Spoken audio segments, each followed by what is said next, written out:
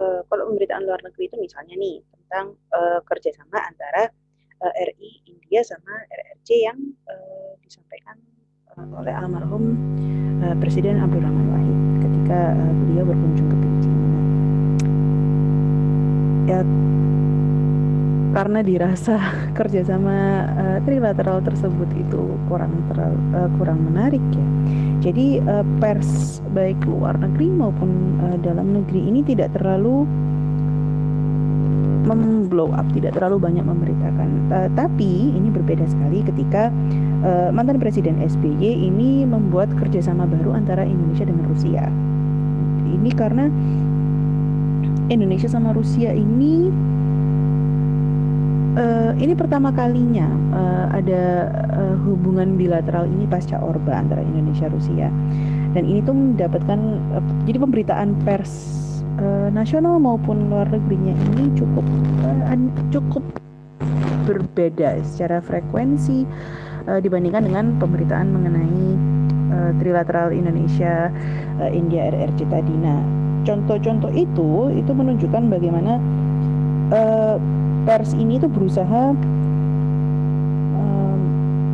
sebagai sebuah opinion leader, dia ini berusaha untuk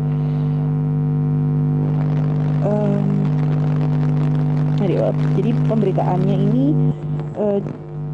bisa dibilang ya pengaruh pemberitaan ini sangat dipertimbangkan sekali oleh pemerintah terkait dengan kebijakan pembuatan kebijakannya. Nah, jadi yang namanya pemberitaan pers itu nggak hanya berisi opini redaksi ataupun wartawan, tapi juga tanggapan dari masyarakat luas sebenarnya, yang kemudian dikutip oleh pers entah dalam bentuk interview di lapangan ataupun di studio dengan anggota masyarakat atau kalangan masyarakat yang terkait. Nah, jadi dalam konteks pers sebagai opinion leader ini, pers ini dia menyerap, menyalurkan dan juga mengarahkan aspirasi masyarakat. Nah, dalam suasana yang demokratis ini pers umumnya dia mewakili suara rakyat dalam menyampaikan aspirasinya untuk dipertimbangkan oleh pemerintah. Tapi ini bukan berarti pers kemudian mengabaikan ini ya perannya wakil-wakil rakyat ya, bukan seperti itu. Tapi pers ini berusaha untuk melengkapi peran tersebut dengan menyampaikan pesan-pesan atau aspirasi faktual dari masyarakatnya.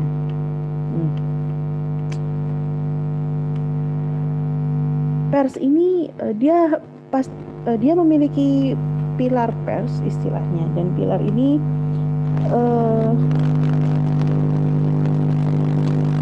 ya ibaratnya sebuah bangunan ya. Jadi pers ini dia akan bisa berdiri dengan sangat kokoh sekali jika tiga pilar penyangga pers ini masing-masing berfungsi dan dapat menopang satu sama lain. Nah, yang pertama ini idealisme. Jadi maksudnya ya yang namanya pers sendiri didirikan itu tentunya pasti memiliki cita-cita atau strategi, atau ya dia memiliki cara lah untuk mewujudkan visi, misi dan goal mengapa media massa mengapa dia didirikan. Itu yang dimaksud dengan idealisme ini. Jadi idealismenya itu bisa berupa melakukan kontrol sosial, menegakkan nilai demokrasi, kebebasan, hak asasi manusia, memperjuangkan keadilan dan kebenaran. Ini adalah contoh-contoh dari idealisme yang sesungguhnya yang terus senantiasa diperjuangkan oleh pers. Nah,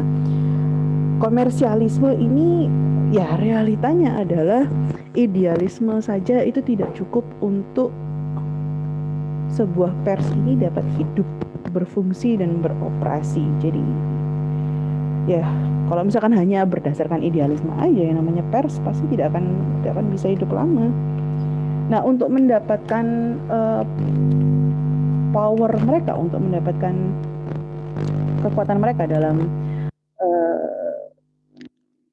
maupun masyarakat, yang namanya pers ini dia juga harus atau berorientasi pada kepentingan komersial. Jadi ya gimana pun pers ini kan bukan lembaga sosial ya. Jadi pers ini merupakan lembaga ekonomi. Jadi dan sebagai sebuah lembaga ekonomi, yang namanya penerbitan pers ini juga harus harus dijalankannya itu mengacu pada pendekatan-pendekatan dan juga kaidah-kaidah nilai-nilai ekonomi, efisiensi, dan juga terkait dengan produktivitas. Kalau dilihat secara manajerial sih, yang namanya perusahaan pers ini pastinya mereka harus bisa untuk mendapatkan keuntungan yang sebesar-besarnya dan seminimal mungkin, atau harus menjauhkan diri sejauh-jauhnya dari yang namanya kerugian. Yang terakhir, pilar yang terakhir ini adalah profesionalisme. Jadi kalau menurut Alex Ombur, profesionalisme ini di sini poinnya itu ada 5. Ada yang pertama itu adalah profesional ini dia pers hanya menggunakan organisasi atau kelompok-kelompok profesi tertentu sebagai kelompok referensi utamanya. Jadi jangan sampai ya orang-orang terbatas atau narasumbernya ini tidak dapat diverifikasi atau tidak ada relevansinya. Jadi untuk memastikan informasi yang didapatkan ini juga cukup akurat. Pers ini juga harus profesional dalam melayani masyarakat. Jadi dia juga pers ini juga harus mengutamakan kepentingan umum. Sebenarnya pers juga harus profesional dalam mengemban kepedulian dan harus memiliki rasa terpanggil dalam bidang tugasnya. Yang pasti ini profesional juga ini maksudnya dalam memelihara rasa otonomi. Jadi dia pers ini bebas untuk mengorganisasikan pekerjaannya saat berada dalam kendala tertentu dan dapat mengambil keputusan-keputusan yang profesional. Poin yang kelima dan yang terakhir, Alex Sobur ini mengatakan yang dimaksud dengan profesionalisme ini bahwa pers ini mereka harus dapat mengatur dirinya sendiri dan juga mengontrol perilaku mereka sendiri. Jadi memastikan yang namanya kaidah-kaidah etika jurnalisme itu tetap dipegang teguh oleh mereka yang terlibat dalam kantor media massa tersebut.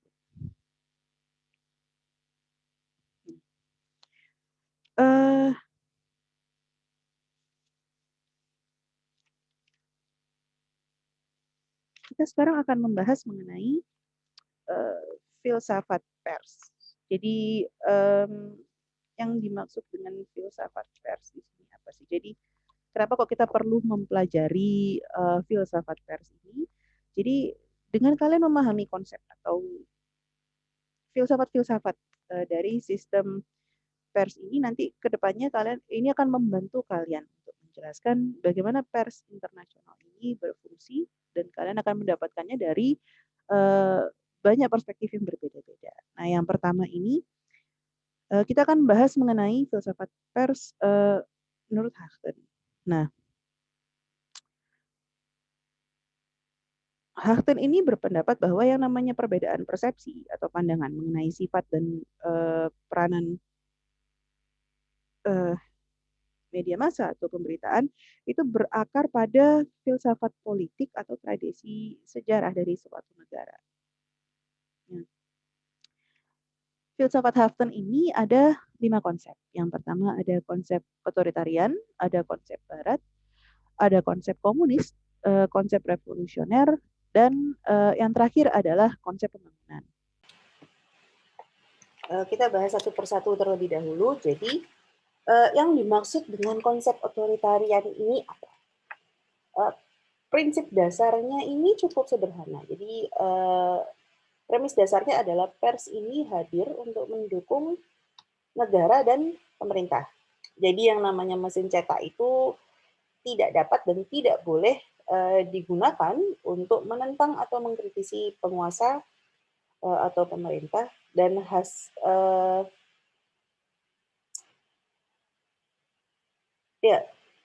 dan yang namanya pemimpin negara atau pemerintahan itu raja atau penguasanya, pemimpin negara atau rajanya itu mereka yang menentukan apa yang boleh atau akan diterbitkan, karena yang namanya kebenaran atau fakta itu merupakan monopoli dari pihak yang berkuasa. Jadi di sini pers ini berfungsi untuk menyampaikan kepada rakyatnya itu apa sih yang eh, penguasanya itu ingin memberitahukan. Jadi apa yang diinginkan penguasa untuk diketahui. Dengan sistem yang seperti itu, pers ini biasanya ditugaskan untuk eh, menjustifikasi atau mengabsahkan kebenaran yang diberikan oleh pemimpin negara atau raja atau penguasa di sini. Kalau misalkan dalam sistem otoritarian ini, yang namanya kebebasan ini, yang namanya kebebasan individu atau kebebasan pers, ini dipercaya akan mengacau kepada chaos atau kekacauan. Karena prinsip pemikiran dasar mereka bahwa masyarakat ini secara individu mereka tidak akan bisa mendapatkan atau mencapai yang namanya kebebasan ini tanpa adanya peran negara. Nah, untuk mencegah adanya pertentangan, eh, yang namanya penguasa di sini hanya mengizinkan pers itu untuk menerbitkan sebuah berita itu berdasarkan otoritas kerajaan atau negara, walaupun yang namanya pers ini terkadang dimiliki oleh pihak swasta. Uh, ya, tapi pihak swasta ini perizinan atau kepemilikan oleh pihak swasta ini juga berpotensi atau dapat dihapuskan bila pihak kerajaan atau penguasanya ini berhak untuk menyensor atau membatasi informasi. Ya, jadi yang namanya pers di sini tuh benar-benar abdi negara atau abdi penguasa lebih tepatnya. Kalau misalkan dalam konsep Barat, bukan konser, mohon maaf, konsep Barat ini, konsep Barat ini dia memiliki ciri yang mirip dengan konsep libertarian, di mana itu akarnya dari pemikiran liberalisme. Jadi cukup bertolak belakang dari spektrum atau sistem pengawasan sosial. Nah, dalam konsep ini itu manusia itu tidak lagi dipandang mereka itu pasif menerima kebenaran yang diberikan oleh penguasa. Tapi sesuai dengan prinsip liberalisme, manusia itu dipandang rasional dan memiliki kemampuan untuk membedakan mana sih yang kebenaran dan mana yang bukan. Jadi yang namanya hak untuk mencari kebenaran itu dapat dijalankan oleh tiap-tiap individu. Nah, peran media di sini itu untuk membantu individunya mendapatkan atau mencari kebenaran. Jadi media ini bukan lagi bagian dari pemerintah, tapi yang namanya media ini independen dan dia ini bebas untuk mengekspresikan gagasan atau informasi tanpa harus ada rasa ketakutan campur tangan dari pemerintahnya. Ya, kalau konsep Barat ini dia sangat percaya sekali bahwa yang namanya pemerintah itu sama sekali tidak boleh mengganggu proses pengumpulan ataupun distribusi atau penyebaran berita. Jadi yang namanya pers itu harus mandiri dari eh, pengaruh kekuasaan dan harus berada eh, di luar pemerintahan. Dan mereka diposisikan di sini benar-benar sebagai fourth estate yang dilindungi oleh hukum eh, dan dari hukum baik hukum pemerintah maupun hukum adat mereka dilindungi dari adanya campur tangan pemerintah.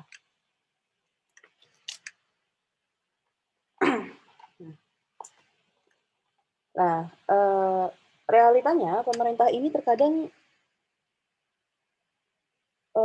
ada upaya untuk menghambat yang namanya pencarian ataupun distribusi kebenaran. Nah, makanya kalau misalkan dalam konsep Barat ini atau konsep libertarian ini, yang namanya media ini harusnya memiliki kemampuan untuk mengontrol pemerintah atau menjadi watchdog atau anjing penjaga di sini. Nah, ini saya mengutip dari Oliver Wendell Holmes. Dia mengatakan bahwa ujian terbaik terhadap kebenaran adalah kekuatan pikiran yang bisa diterima dalam sebuah persaingan pasar bebas. Jadi yang namanya pasar itu harus bebas ide, baik itu masyarakat mayoritas maupun minoritas. Mereka ini semua harus memiliki akses terhadap media agar mereka memahami yang namanya free market dan free information ini dapat bertahan. Jadi, tapi ya realitanya yang namanya kebebasan pers ini bukan realita, mohon maaf. Jadi secara tidak langsung yang namanya kebebasan pers di sini maksudnya adalah pers ini memiliki hak untuk melaporkan atau menyampaikan opini ataupun mengkritisi sebuah pemerintahan. Yang namanya pers bebas dan independen itu dia memiliki beberapa karakter. Yang pertama, negara dengan pers yang benar-benar bebas dan independen itu memiliki beberapa karakteristik. Yang pertama itu negara tersebut memiliki sistem hukum yang memberikan perlindungan bagi masyarakat sipil secara perorangan. Dan yang kedua, pendidikan masyarakatnya itu rata-rata cukup tinggi. Tinggi di sini bukan yang lulusan edukasi atau apa, tapi paling nggak pendidikan cukup merata dan masyarakatnya ini melek huruf lah, tidak buta huruf. Karakteristik yang ketiga itu biasanya ini adalah negara dengan pemerintahan yang sistemnya multipartai dan juga negara yang sistem pemerintahannya itu kalaupun tidak multipartai dia juga bisa demokratik parlementer ya, atau paling tidak mereka mengizinkan adanya yang namanya oposisi politik. Yang karakteristik yang keempat itu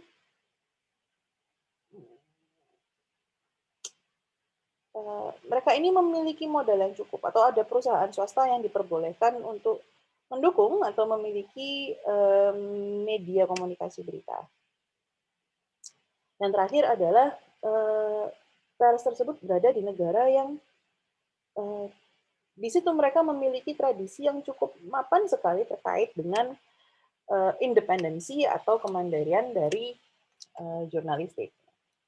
Nah, negara-negara yang masuk ke dalam kriteria itu tuh kriteria pers barat tuh ya antara lain ada Amerika Serikat, Inggris, Kanada, Swedia, Austria, Australia, Selandia Baru dan sebagainya. Which ini rata-rata mereka memang negara-negara yang bisa dibilang negara-negara Amerika Serikat dan negara-negara Amerika Utara dan juga negara-negara Eropa yang sudah masuk kategori maju.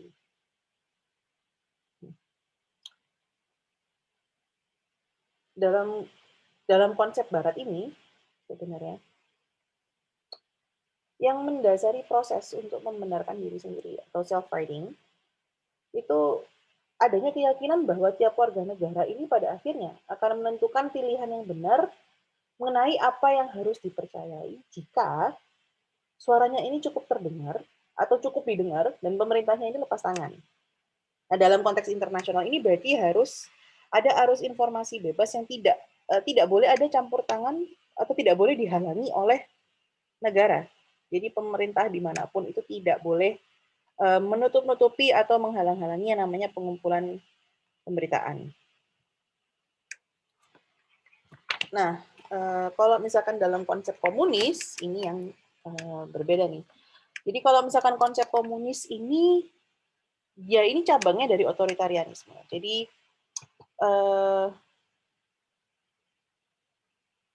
cabang otoritarianisme ini ya, selain komunis juga ada yang namanya konsep tanggung jawab sosial. Yang tanggung jawab sosial ini ada sedikit pergeseran dengan libertarianisme. Nah, yang namanya pemikir-pemikir komunis ini, mereka menganggap bahwa yang namanya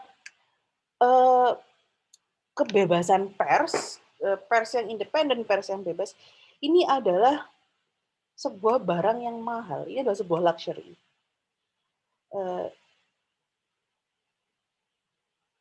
Dan yang namanya kebebasan pers itu pada endingnya itu cuma akan memperkuat apa ya? Dia cuma akan membantu atau melanggengkan yang namanya dominasi dari kelompok-kelompok kaum borjuis sebenarnya. Jadi yang namanya sistem pers kalau misalkan di dalam konsep komunis ini mereka mengabdinya bukan pada negara tetapi kepada partai yang berkuasa.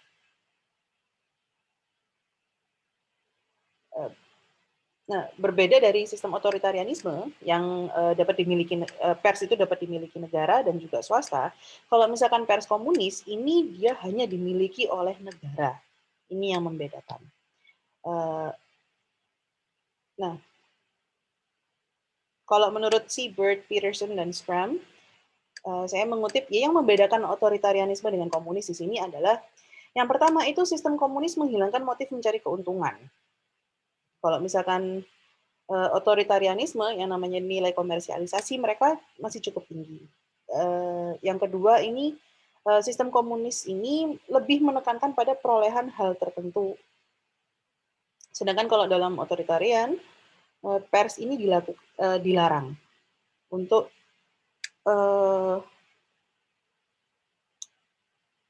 memihak. Jadi pers itu tidak memiliki kebebasan atau tidak memiliki hak untuk memihak salah satu kelompok atau pihak tertentu, karena yang namanya otoritarianisme otomatis semuanya dikontrol oleh negara. Sedangkan kalau pers di komunis dimiliki negara, tapi mereka memiliki hak untuk pro atau memihak satu kelompok atau partai, dan di sini partainya ya partai yang dominan. Yang terakhir, pers komunis ini harus membantu menyempurnakan perubahan. Ini yang pasti. Yang paling dasar membedakan dengan otoritarianisme. Karena otoritarianisme ini pers digunakan untuk mempertahankan status quo atau kekuatan dari penguasanya, sedangkan kalau misalkan dalam sistem komunis ini untuk memastikan yang namanya perubahan itu terjadi secara sempurna. Nah, kok dalam konsep komunis ini banyak konsep komunis ini sebenarnya banyak sekali dikritisi oleh pemikiran-pemikiran libertarian atau mereka yang pro dengan sistem libertarian. Kalau misalkan kita melihat dari konsep kebebasan pers yang dipegang teguh oleh libertarianisme, mereka melihat yang namanya pers komunis ini kayak mereka ini adalah korban dari mentalitas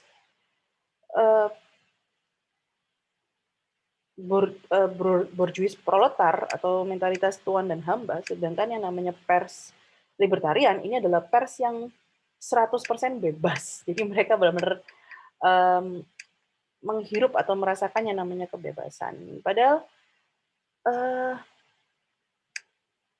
Padahal realitanya yang pers komunis itu pers itu boleh, mereka memiliki kebebasan untuk menyampaikan kebenaran sebenarnya kalau menurut konsep komunis. Walaupun mereka ini harus mengabdi kepada mengabdi kepada partai yang berkuasa, tapi pers ini mereka bebas untuk menyampaikan kebenaran tanpa informasinya dikontrol. Tetapi kalau misalkan libertarian, pers yang ada di dalam konsep libertarianisme, konsep kelompok komunis ini melihatnya adalah yang namanya pers bebas libertarian itu realitanya tidak lebih, sebenarnya mereka juga dikontrol oleh kepentingan-kepentingan bisnis. Yang namanya konsep komunis ini banyak sekali mengutip atau mengikuti ajaran dari Lenin, dan di sini salah satu kalimat yang akan saya quote dari Lenin adalah dia berpendapat sesungguhnya tidak ada yang namanya kebebasan pers, kecuali kebebasan untuk memberdayakan massa yang tertindas dan dihisap oleh kaum kaya berjuis. Dan ini semakin menekankan bahwa yang namanya pers bebas itu adalah sebuah luxury. Dan ini kemewahan pers bebas ini pada akhirnya dia tidak lebih hanya akan menimbulkan perselisihan, dan di mana hal itu tidak dapat memenuhi apa yang sebenarnya dibutuhkan oleh masyarakat suatu negara dan tidak memenuhi apa yang dibutuhkan oleh negaranya. Nah, media massa yang dikontrol dan diarahkan oleh negara atau partai yang berkuasa ini dia ini akan dapat memusatkan perhatian mereka kepada tugas-tugas serius atau hal-hal yang memang berfungsi untuk pembangunan bangsa mereka dengan menerbitkan berita-berita yang berkaitan dengan kebijakan-kebijakan atau tujuan dari masyarakat bangsa tersebut. Jadi Lenin ini melihat fungsi utama pers itu sebagai sarana pelaksana untuk menginformasikan dan mengontrol aparat partai revolusioner atau partai penentang ini yang selalu mencari peluang untuk menumbangkan pemerintahan. Nah, kalau dalam konsep komunis ini terdapat pandangan bahwa yang namanya partai komunis ini harus memelihara yang namanya monopoli atas semua media massa. Konsep yang berikutnya adalah konsep revolusioner. Jadi secara sederhananya sih konsep revolusioner ini maksudnya adalah media massa atau pers tidak resmi yang memanfaatkan surat kabar dan juga radio ini untuk menumbangkan sebuah pemerintahan atau untuk merebut sebuah kekuasaan. Jadi pers revolusioner ini adalah sebuah pers yang dia dipercaya oleh rakyatnya, diberi amanah oleh rakyatnya. Dan rakyat ini percaya bahwa yang namanya pemerintah negaranya itu tidak mampu untuk memenuhi kepentingan mereka atau kebutuhan mereka. Maka dari itu harus ditumbangkan, dan ditumbangkannya dengan adanya bantuan dari pers revolusioner tersebut. Pers revolusioner ini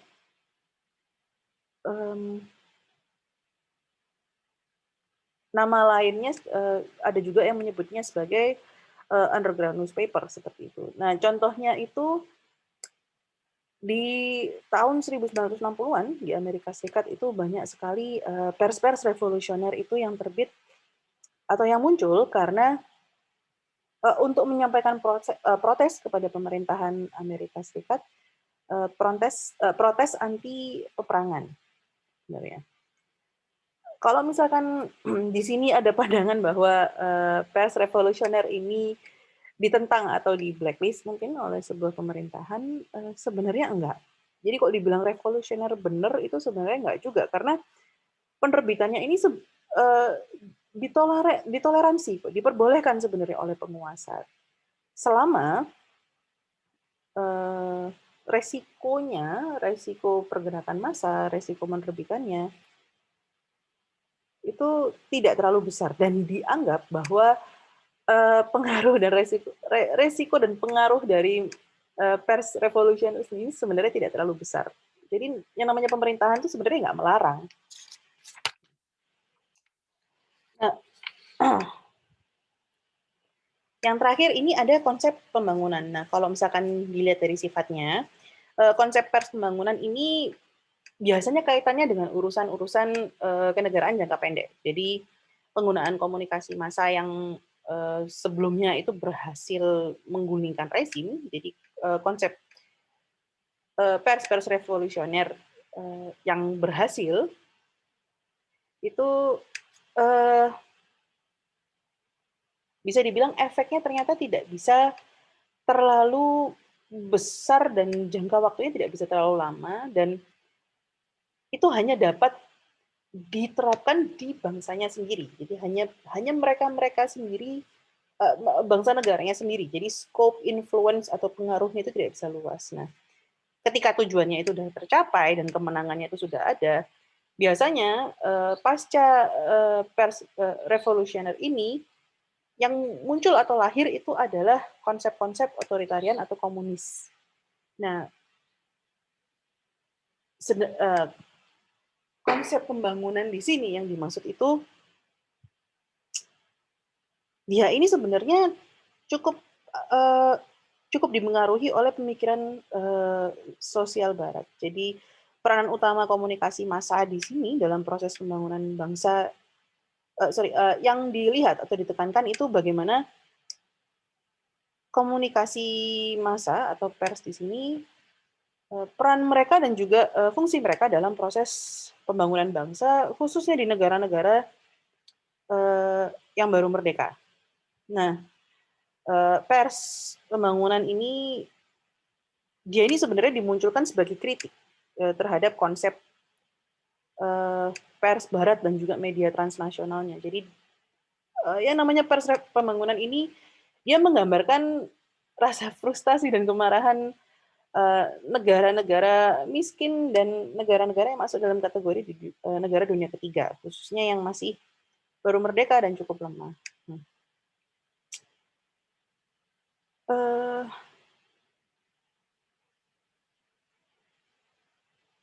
nah,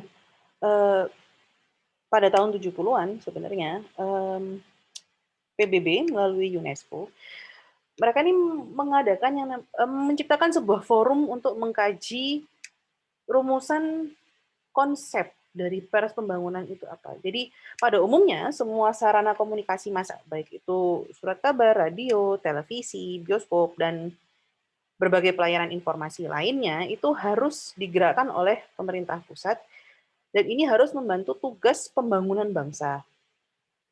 Kayak pembangunan perekonomian, pembangunan sosial, hingga hal spesifik seperti memerangi buta huruf, kemiskinan,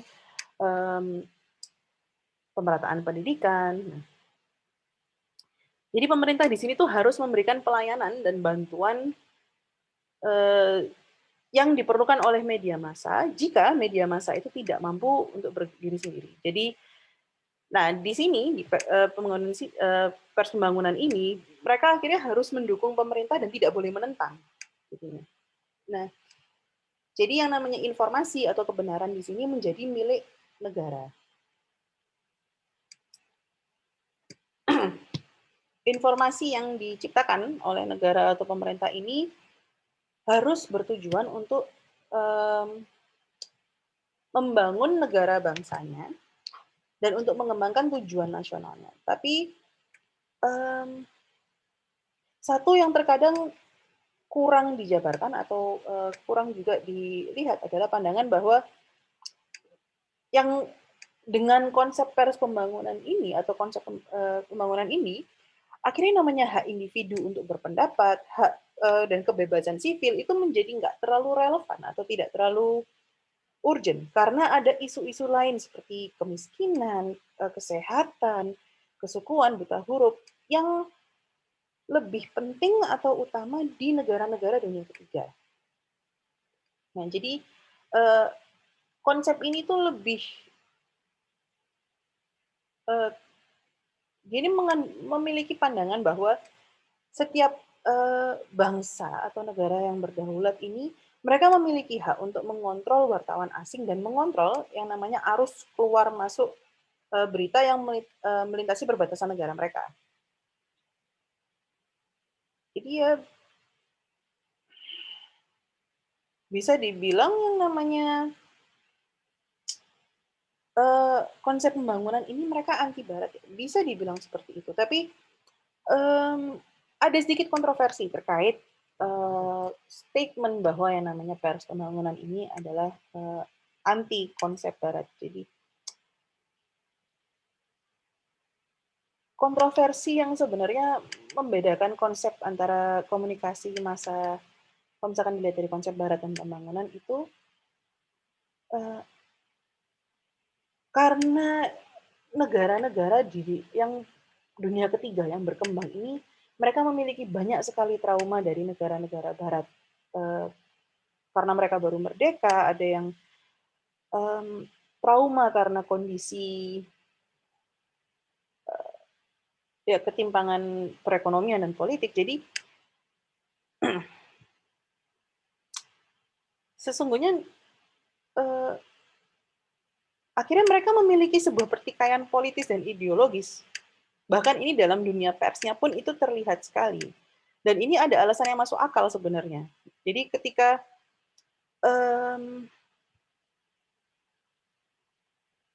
ketika dunia ini menjadi semakin ketika dunia ini semakin dibagi-bagi atau dikotak-kotakkan menjadi dunia pertama, kedua, ketiga, dan sebagainya, konflik mengenai bagaimana sebuah berita atau informasi itu mengalir dan bagaimana berita tersebut atau informasi tersebut diawasi itu akan menjadi sebuah permasalahan dan akan terus menjadi, dan hingga saat ini masih akan terus menjadi sebuah perdebatan, khususnya terkait dengan Barat, pemikiran konsep Barat dan konsep-konsep pers yang lain. Nah, filsafat Hutton kemudian ini memunculkan beberapa perkembangan, dikembangkan oleh beberapa pemikir-pemikir yang lain. Yang pertama ini ada Lowenstein. Nah, Lowenstein ini pemikirannya kurang lebih sama dengan apa yang dikatakan oleh Hutton, namun dia merubah beberapa namanya. Tujuannya itu untuk menghilangkan muatan konotatif di penggunaan kata-kata tersebut. Jadi dia merubah kata komunis itu menjadi sosial sentralis dan sebagainya. Secara definisi sebenarnya kurang lebih sama antara Lowenstein dan Hutton. Jadi untuk filsafat pers yang otoritarian, Lowenstein mengatakan bahwa di sini pemerintah itu memberlakukan perizinan dan penyensoran untuk melumpuhkan kritik dan mempertahankan kekuatan dari elit pembuat keputusan atau decision maker.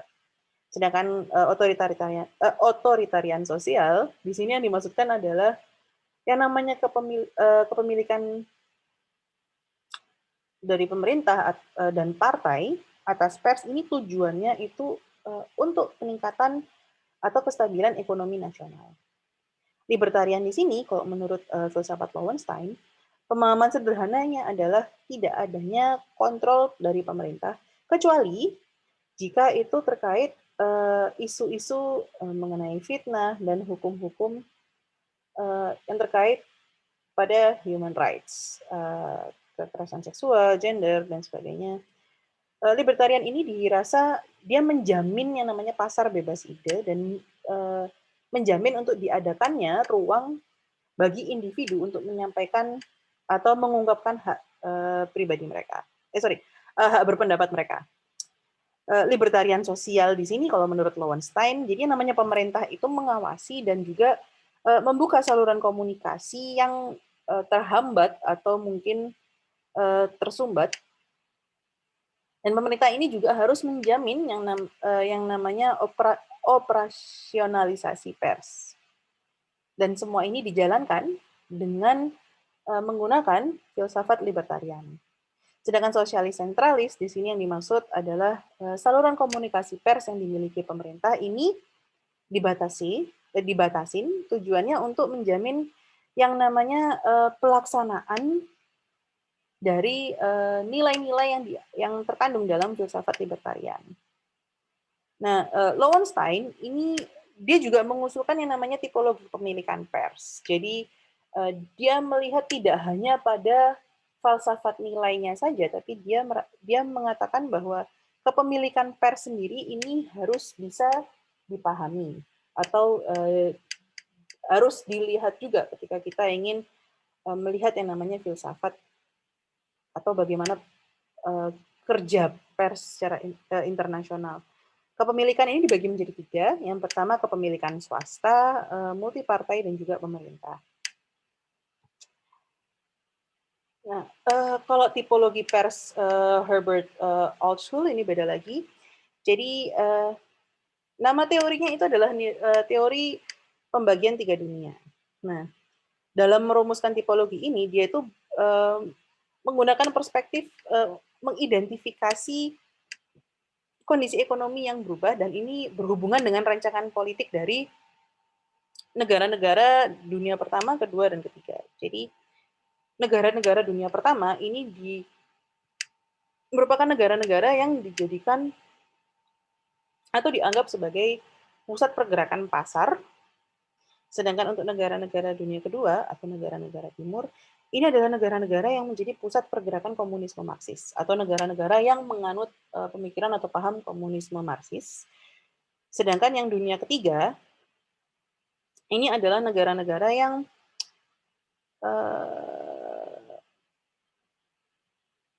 sedang berkembang, negara-negara berkembang. Jadi pergerakan mereka itu atau perkembangan mereka itu lebih ke arah advancing. Ya. Nah, Kalau misalkan Altsul ini dia melihat kalau misalkan dari perspektif mengenai kebebasan pers, ketiga ini memiliki pandangan yang berbeda-beda. Jadi kalau misalkan di dunia pertama, dia ini berpandangan bahwa pers yang bebas itu bukan berarti dia posisinya lebih rendah dari penguasa atau pemerintah, tapi dia ini merupakan posisinya dia ini adalah di luar, jadi bukan setara, bukan di atas, bukan di bawah, dan dia menjadi bebas itu juga bukan untuk memposisikan dirinya berada di bawah pemerintah. Nah, kalau misalkan di negara-negara di negara dunia kedua, yang namanya pers bebas itu uh, harusnya, idealnya, itu merupakan pers yang menentang adanya penindasan yang dilakukan oleh siapapun, entah itu kelompok, golongan, ataupun sebuah pemerintahan. Nah, kalau misalkan pers yang ada di negara maju, negara berkembang, yang namanya kebebasan pers itu nggak terlalu penting sebenarnya untuk dibahas atau dilihat, karena yang lebih penting adalah keberlangsungan hidup suatu bangsa. Jadi kalau misalkan dilihat Altsul ini juga dia menguji pergerakan pers itu dengan menggunakan 3 perspektif. Yang pertama itu melihat tujuan jurnalistiknya, kemudian artikel-artikel yang dimuat mengenai perjuangan pers, dan pandangan terhadap kebebasan pers. Ketiga, nah, Altsul ini kemudian menemukan kalau misalkan ketiga pergerakan itu sebenarnya dapat dilihat atau dibeberkan dari belief atau kepercayaan yang dipegang kuat oleh pers dari ketiga negara tersebut. Nah, kalau misalkan di negara dunia pertama atau jurnalis barat ini, yang namanya pers itu bebas dari campur tangan yang namanya sponsor atau pihak-pihak manapun. Walaupun mereka mendapatkan dana dari situ, tapi bukan berarti mereka bekerja atau informasinya disesuaikan dari sponsorship seperti itulah. Sedangkan kalau dalam pergerakan Marxis atau komunis Marxis,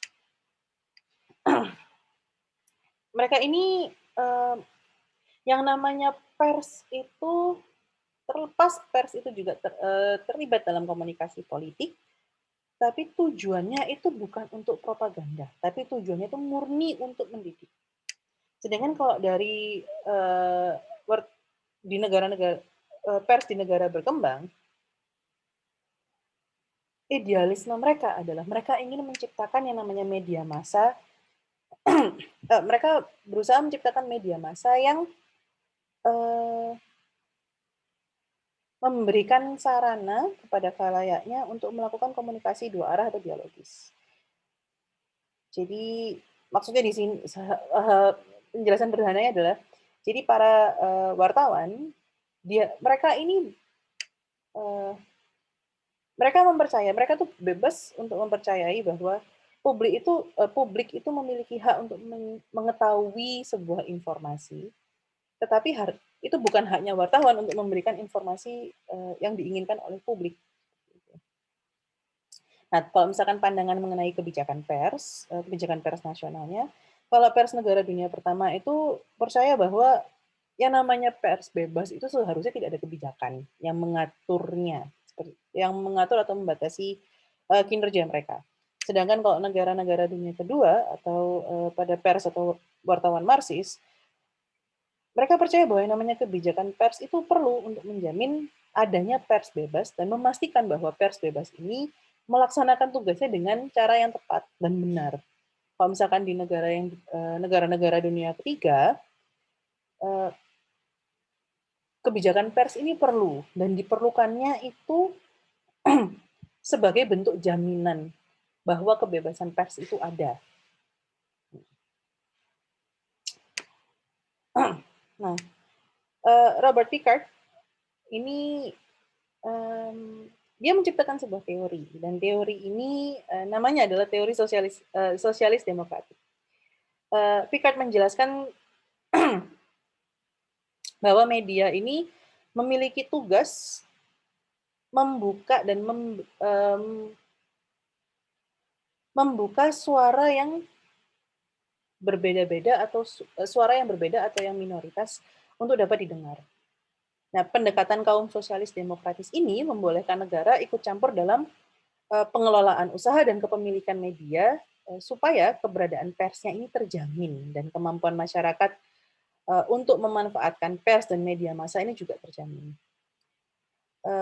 Picard ini menyatakan bahwa dengan kepemilikan seperti ini, bahwa masyarakat itu juga dapat memiliki media.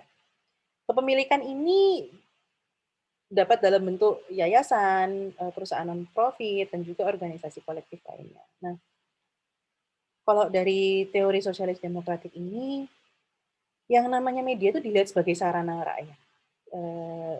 Dia juga dilihat sebagai sebuah kebutuhan publik, sebagai tempat inspirasi, gagasan, kritik terhadap negara dan rakyat yang bisa disebarluaskan. Jadi tidak hanya kritik, saran, gagasan untuk pemerintah, tapi juga masyarakat semuanya dapat mengakses dan ikut berkontribusi. Sydney Head kemudian menciptakan yang namanya teori permisif paternalistik otoritarian. Nah, dia ini memunculkan teori ini karena dia melihat adanya perbedaan pers Amerika Serikat dan Inggris. Dan dia merasa ini menarik karena prinsip dasar pers Amerika dan Inggris ini sama-sama menganut konsep Barat, tapi gaya berita dari pers Inggris dan Amerika itu benar-benar berbeda, utamanya mengenai kepemilikan dan keabsahan hukum mengenai pemberitaan nasional. Dan dia juga melihat, dan dia kemudian juga membandingkan dengan Uni Soviet yang jelas mengadopsi pola yang berbeda lagi. Nah, yang di sini dia menyebutkan Amerika Serikat itu sebagai pihak yang memiliki konsep yang permisif. Permisif itu yang semuanya serba sederhana ya, semuanya serba boleh lah, serba oke. Jadi model-model pers di Amerika Serikat ini memberikan kebebasan yang sangat penuh sekali kepada kepemilikan pers itu kepada pemiliknya. Jadi siapakah yang memiliki perusahaan pers itu, bagaimana pers itu kemudian mengoperasikannya, semuanya kebebasan untuk mengatur persnya itu diberikan seluruhnya kepada pemiliknya, dan pemiliknya ini ya dapat dimiliki oleh individu maupun swasta. Sedangkan yang paternalistik ini maksudnya adalah model pers Inggris. Jadi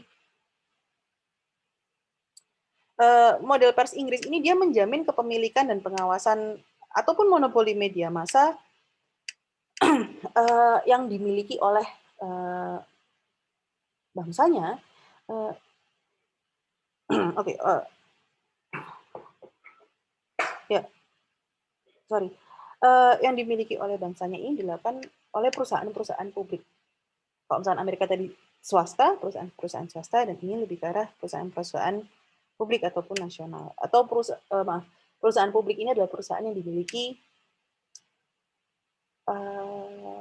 yang masih ada campur tangan negara dan perusahaan yang dimiliki oleh masyarakat. Dan kalau Uni Soviet, yang namanya kepemilikan atau pengawasan pers ini jelas dipegang oleh pemerintah karena mereka sistemnya adalah komunis. Satu yang perlu ditekankan atau ketika kita membahas mengenai teori permisif, paternalistik, dan otoritarian ini, jadi yang namanya teori permisif ini, yang namanya pers itu sangat bergantung sekali pada kekuatan pasar dan kebutuhan konsumen. Apa yang di-report, apa yang dicari,